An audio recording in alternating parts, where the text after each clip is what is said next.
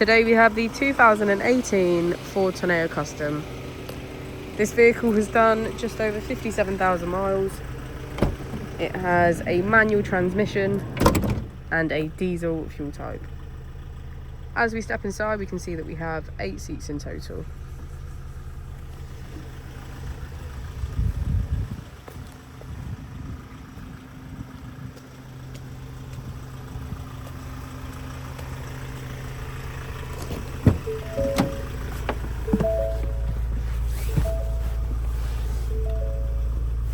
To the left of our steering wheel, we have cruise control as a feature, and on the right we have voice control.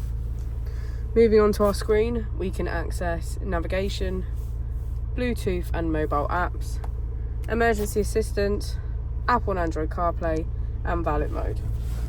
If we put the vehicle into reverse, we can see that it comes with front and rear parking sensors. Just below our screen we have our AC with heated seats on either side.